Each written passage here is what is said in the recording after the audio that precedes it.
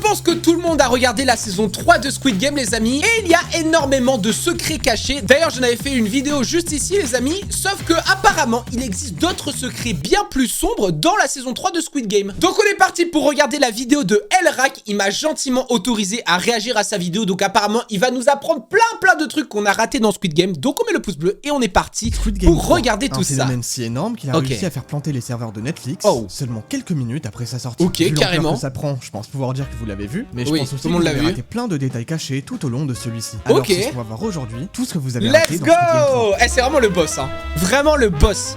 Lien de sa chaîne en description, les amis. Elrak, c'est parti, let's go. Ah, il va nous apprendre plein de trucs. Faut tirer des spoils, oui, bon, forcément. 1, il y avait des dessins sur les murs du dortoir qui se sont révélés être des représentations des jeux eux-mêmes et étaient donc des indices pour connaître les jeux suivants. En saison 2 et 3, par contre, la fonction des dessins n'est plus du tout la même. Il n'y a pas de représentation des jeux, même si on a pu croire avec les gens accrochés au plafond. Oui, je pensais que c'était ça. D'autre part, ces dessins de gens accrochés au plafond représentent l'état psychologique des joueurs. La façon dont ils sont poussés à l'extrême, toujours à 2 doigts de chuter vers leur mort, exclus du monde réel. Il y a aussi écrit Odim I Krastibi, pardonnez ma prononciation, qui est un proverbe latin qui signifie aujourd'hui à moi, demain à toi. Alors on peut y ça, je crois qu'on l'avait vu, choses. Déjà, ça peut parler des joueurs morts, genre aujourd'hui dans ce jeu c'est moi qui meurs, mais demain ce sera toi. Mais ça peut parler aussi des personnes vivant en situation précaire, comme la totalité des joueurs du Squid Game. Aujourd'hui c'est moi qui suis précaire, mais demain ça peut être toi. Bref. Ah ouais, donc en gros faut bien regarder tout autour en fait. Il y a beaucoup d'interprétations possibles, mais je vais vous partager ma préférée. Ce proverbe latin a énormément été gravé sur les tombes. Donc ce dortoir représente une tombe géante pour tous les participants. Le damier avec des croix va dans ce sens, je trouve, vu qu'il représente littéralement un cimetière. Il y a aussi pas mal de messages écrits en coréen, et que donc nous, le commun des mortels, ne pouvons pas comprendre au premier visionnage. Par exemple, dans l'épisode 2, au début du cache-cache, pendant la discussion entre le joueur 124 et le joueur 333, il y a écrit « Attention à l'amour », qui peut vouloir dire plein de choses. Qui l'avait vu ça? Personne l'a vu. Peut-être en lien avec personne l'a vu, si on peut appeler ça comme ça, envers la joueuse de 122. Et juste après, à côté de 124, on voit écrit « Fais attention aux gens »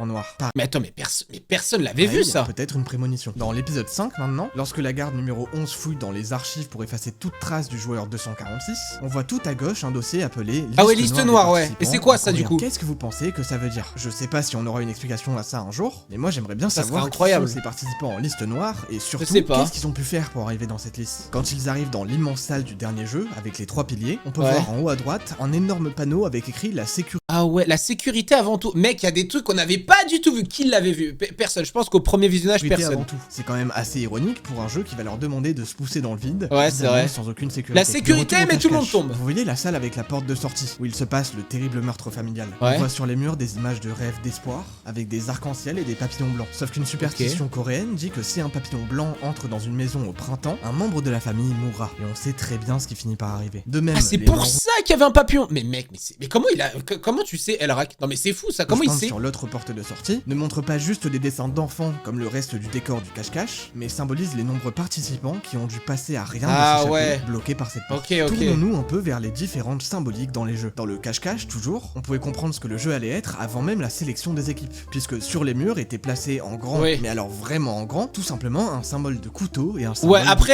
Mais ce choix d'outil ne vient pas de nulle part. C'est basé sur la symbolique coréenne du couteau et de la clé, où le couteau représente la force et la trahison faite pour survivre, alors que la clé représente la confiance, l'intelligence et le choix du pacifisme. Mais après c'est vrai que moi au premier visionnage quand j'avais vu, alors attends c'est là, voilà, en fait moi au début je me suis pas dit ah ça c'est un couteau. En fait je me suis dit c'est peut-être une représentation de quelque chose, mais je sais pas pourquoi mon cerveau a pas du tout fait lien et je me suis pas du tout dit ouais non c'est un couteau. C'est non grand, pas du tout.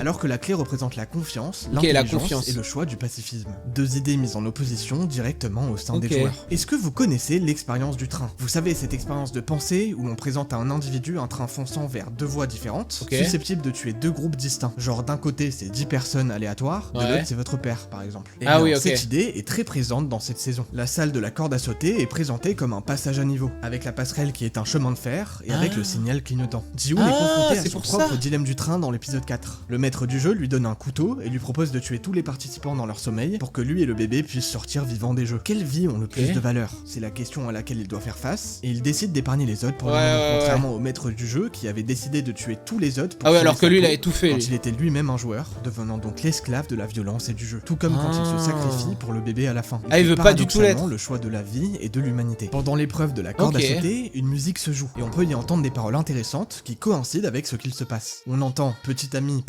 retourne-toi. Et lorsque 096 pousse les joueurs à leur perte, 349 réalise qu'il est inutile d'avancer et se retourne pour pouvoir au moins arrêter de sauter, mais on sait que ça se passe pas bien pour elle. Il y a aussi les paroles des instructions du jeu, avec touche le sol et maintenant au loin tu vas, qui représentent simplement l'effet. Si un joueur est touché par la corde, parce qu'il n'a pas sauté au bon moment, il est projeté au loin. De retour dans le cache-cache. Attendez, mais comment tu sais tout ça? Non mais c'est fou. Comment il sait? Je que c'est l'épreuve la plus fournie de cette saison. Quand la joueuse 222 donne naissance à son enfant, elle se trouve dans une salle représentant l'océan et les fonds marins. Cette salle est un symbole de la naissance de la vie, vu que c'est dans les fonds marins qu'elle est apparue. D'ailleurs, au-dessus d'elle pendant l'accouchement, on voit une pieuvre qui est représentée. Il faut savoir que quand une pieuvre se reproduit et a un bébé pieuvre, elle dédie littéralement sa vie à son enfant et meurt peu de temps après avoir donné naissance, en faisant tout pour le protéger jusqu'à se sacrifier pour lui donner une chance de vie. Ce qui s'est passé finalement. Ok, d'accord, mec, tout est lié en fait. En fait, fallait vraiment regarder partout sur la saison 3 de Squid Game, que ce soit sur les murs, que ce soit sur le sol, le plafond. En fait, il y avait des indices de partout. Et on sait ce que le 122 a fini par faire pour protéger son enfant. Et dans la même pièce, une fois que l'enfant est né, on a la joueuse 149 qui utilise enfin la lame cachée dans son épingle pour la première fois de toute la série. Elle l'avait depuis le tout début de la saison 2, mais n'a jamais eu l'occasion de s'en servir, et on sait maintenant pourquoi. Cette lame... D'ailleurs, on sait toujours pas comment elle a pu amener une lame dans les jeux de Squid Game. Alors ça, c'est quand même une grande question que je me pose. Elle l'utilise pour la première fois pour couper le cordon ombilical pendant l'accouchement, et peu après, quand son propre fils menace de tuer 222 et l'enfant pour pouvoir se qualifier, elle l'utilise une seconde fois en le poignardant dans le dos pour l'arrêter, provoquant donc sa mort. Le couteau contribue à l'avènement de la vie dans ce monde, ainsi qu'à sa fin. Il est un symbole similaire à ce que représente Ji-Woon à la fin de l'œuvre, c'est-à-dire ce qu'il y a de pire dans l'humanité, mais aussi l'espoir qui peut en être. Bon, ça fait des mois que je vous parle du guide sur lequel je travaille, et on y est, je vous annonce la sortie officielle de Derrière le clap. Un guide sur le cinéma et l'analyse cinématographique qui vous permettra d'analyser vous savez quoi, je le laisse stylé et de découvrir tous les détails et messages cachés avec votre propre interprétation. Incroyable. Je sais que depuis des mois je vous rabâche tout ça, mais le cinéma est un art fascinant. Incroyable. Donc en gros, on peut avoir accès à un truc pour avoir plein d'indices sur plein de films, c'est trop bien. Parfois bien trop élitiste. Quel boss. Il y a toujours des vieux mecs qui tentent de décrédibiliser les goûts qui sont différents des leurs. Et c'est trop dommage. Chacun devrait pouvoir apprécier une œuvre et l'interpréter à sa manière. C'est pour ça qu'avec Derrière le clap, je vous ai concocté un peu plus d'1h30 de contenu qui sont en réalité des vidéos exclusives. Il est chaud. Agréable à regarder. Il est chaud. Bon, on va revenir sur Squid Game quand même. Global, que ce soit sur la mise en scène. Il est chaud. On est peut-être au début d'une grande histoire, qui sait. Cela étant dit, de retour à Squid Game 3. Ok. Depuis Ji-Woon, le numéro 456 est devenu très important dans la série. C'est avec ce numéro qu'il gagnait en saison 1. Et en saison 3, quand il s'occupe du bébé, il décide de l'envelopper dans sa veste portant ce fameux numéro pour le protéger et le réchauffer, montrant ainsi une transmission de vie, d'espoir et d'humanité qui permettra au bébé de sortir vivant des jeux. D'ailleurs, juste avant que Ji-Woon ne trouve 388 dans le cache-cache, l'horloge affiche 4 minutes et 56 secondes. Oh, qui l'avait vu?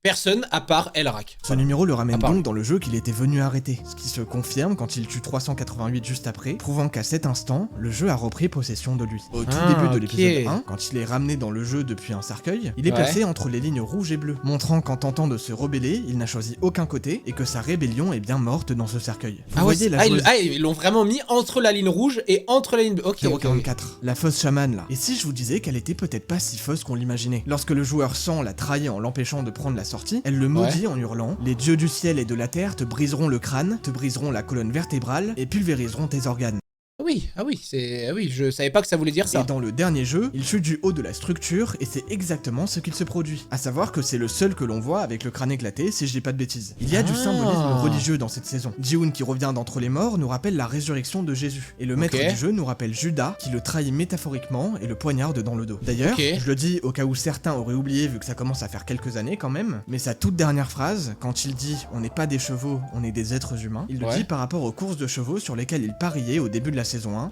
Ah, c'est par rapport à ça, ok. Tout comme les VIP parient sur qui mourra et qui restera en vie parmi les joueurs. Ah oui, en mode on n'est pas des chevaux comme... ok, d'accord. Global, comme un pari, une grosse partie de la conception de la production de Squid Game a été inspirée par le ruban de Mobius, que vous connaissez sûrement, ce fameux ruban infini. L'escalier labyrinthique qui mène jusqu'aux épreuves, le jeu du cache-cache qui paraît sans fin, et tout le reste en général reflète la façon dont tout se boucle et tout se répète à l'infini, un peu comme le cycle de la vie et de la mort. Et dans le dernier jeu, avec les 3 immenses piliers là, on voit des escaliers qui sont dans plateformes. C'est quoi ça? Ils n'ont pas d'entrée ni de sortie et les joueurs... Ah, je me demandais c'était quoi ces escaliers, ça voulait dire quoi? En gros que t'as pas d'entrée ni de sortie là, vu que ça mène nulle part en fait. Ne les emprunteront jamais puisqu'ils passent par un ascenseur central. En réalité, ils représentent toujours ce ruban de Mobius. Cette boucle, le fait que les personnages soient bloqués dans le jeu du Squid Game sans pouvoir en sortir. Je voulais aussi faire un mini point sur quelques trucs que j'avais théorisés dans ma vidéo sur la saison 2. Ce que j'imaginais, avec la garde numéro 11 qui fait exprès de ne pas tuer le joueur 246, c'est donc confirmé. De même, je rappelle pour ceux qui ne l'avaient pas... Ah, donc il l'avait déjà... Ok, d'accord, c'était déjà une théorie sur la saison 2 à la fin, et en fait... les deux poupées du démon, là, elles sont inspirées d'un livre coréen, avec Young-hee, qu'on connaît depuis bien longtemps, et Sung-soo, qui est le petit ami de Young-hee. Il y a un parallèle que je trouve à la fois magnifique et brutal. Souvenez-vous, dans la saison 1, il y avait une joueuse nord-coréenne, la numéro 67, Kang Se-byok. Son nom signifiait Aube du fleuve. Et dans le jeu de la saison 3, une autre nord-coréenne est présente. Cette fois-ci, une garde, qui s'appelle Kang No-yul. Et son nom signifie coucher de soleil sur la rivière. Il y a donc un parallèle entre les deux. L'une représente l'aube, quand le soleil se lève, du côté des joueurs, des victimes, mais qui a fini tuée par la violence dans laquelle elle s'est retrouvée. Et l'autre représente le crépuscule, quand le soleil se couche, qui passera du côté des bourreaux, mais finira par survivre à cette épreuve. Ah, mais attends, tout est lié, en fait, tout est bien pensé. Ok, il y a pas mal de références à des super-héros depuis la saison 2. Dans l'épisode 1, 124 dit à 125 qu'il a tué 380. Et je cite, qu'elle se prenait pour Wonder Woman ou quelque chose comme ça. Dans l'épisode 3, les VIP discutent de la force que 222 pourrait tirer de sa volonté à protéger son nouveau-né. L'un d'eux affirme qu'elle pourrait se transformer en super-héroïne Marvel. Un autre demande alors comme Wonder Woman. Et même s'il n'a aucune culture et que c'est grave, on sait ce qui arrive à 222 plus tard. Un sort non très différent de celui réservé à 380, qui se prenait pour Wonder Woman. Apparemment. En tout cas, le jeu ne fait aucun cadeau et les super-héros n'existent pas dans la vraie vie. Pareil, quand Malheureusement dit « allons tuer la moitié de l'humanité », ça rappelle son pote Thanos de la saison 2, qui était lui-même en partie une référence. Alors c'est vrai que Thanos, hein,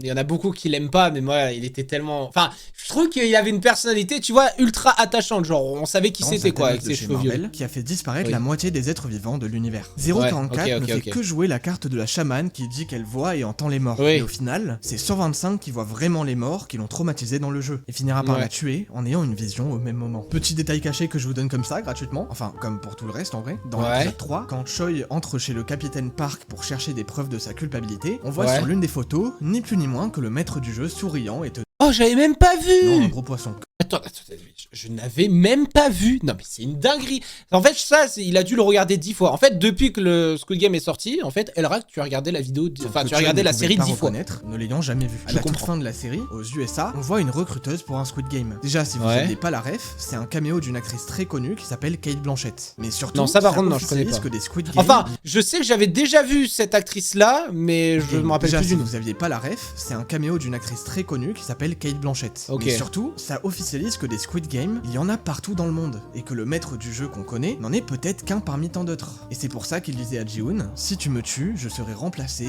et le jeu continuera. Ça ouvre évidemment la possibilité à la série d'avoir un spin-off aux USA peut-être, ou encore ailleurs. Et j'ai bien dit que ça l'officialisait, parce que dans la saison 1, un VIP disait ouvertement que le jeu coréen est le meilleur. Donc rien d'étonnant au fait qu'il y en ait un aux USA. Ah, ils ont dit ça dans la saison 1, je me rappelle même plus. En même temps, c'était quoi, en 2021, un truc comme ça. Donc en fait, ça existe depuis longtemps. C'est pas, non, un autre Squid Game aux USA, non, il y en a partout dans le monde. Ils avaient de la bonne nourriture équilibrée, de quoi rester en forme pour les épreuves. Mais depuis la tentative de rébellion, ils n'ont plus que des pommes de terre. Simplement de quoi survivre, ça s'est dégradé. À reprendre assez de force pour tenter quoi que ce soit d'autre. C'est pas pour rien que le capitaine Park est un pêcheur dans Squid Game. Un pêcheur utilise des appâts pour donner envie aux poissons de s'approcher, mais c'est évidemment pour pouvoir les attraper une fois qu'ils se sentent en confiance. C'est un symbole du rôle qu'il joue avec le sergent. Je vais finir cette vidéo avec une série de détails cachés que j'ai pas vraiment organisés par thème ou autre. Si vous aviez pas remarqué, parce que je l'ai pas vu au premier visionnage perso, les VIP utilisent des vraies personnes en tant que meubles, tout simplement. Attends, mais j'avais même pas vu, frère. Mais en même temps, c'est parce qu'il est caché et tout. Simplement. J'avais même pas vu. 124 représente comment les addictions peuvent mener à la mort. Les VIP demandent à mettre le bébé dans le jeu. Ça représente les dettes héréditaires qui peuvent détruire des vies avant même qu'elles aient commencé. Les enveloppes dans lesquelles sont donnés les gains du jeu sont noires avec un ruban rose. Exactement comme les cercueils utilisés pour récupérer les corps des joueurs éliminés. C'est évidemment symbolique. Devenir riche comme ceux qui sont au pouvoir signifie donner tout ce que vous avez, vie, corps et âme, à un vide noir, ainsi qu'obtenir l'argent sur la mort des autres. Et enfin, dans la scène finale avec la recruteuse américaine, on voit un billet de loterie en gros sur la bordure du cadre. Non, j'avais même pas vu. Attends, win 1 million d'euros. La vitrine d'un magasin voisin. Ça nous rappelle les sans-abri qui devaient choisir entre du pain et des billets de loterie. Mais mec, mais tout il symbolise toujours comment des personnes désespérées peuvent être poussées à tout pour avoir une chance de gagner gros, même avec des chances extrêmement faibles. Mec, franchement, les amis, je ne peux qu'applaudir parce que là, il nous a dégoûté tous les secrets de Squid Game 3. Et je pense qu'il n'y a plus aucun secret pour nous. Donc, Elrak, c'est validé. Voilà, si je pouvais mettre 10 pouces bleus, j'en mettrais. Mais c'est validé, franchement. J'espère en attendant que cette petite vidéo vous a plu. Voilà, une petite vidéo réaction. Ça fait toujours plaisir. Si vous avez d'autres secrets que vous avez vus dans la saison 3 de Squid Game, et les commentaires sont faits pour ça. En attendant, allez vous abonner à Elrak, les amis. Et on se retrouve très rapidement pour de prochaines vidéos. C'était Wissam. Gros bisous à la prochaine. Ciao, ciao.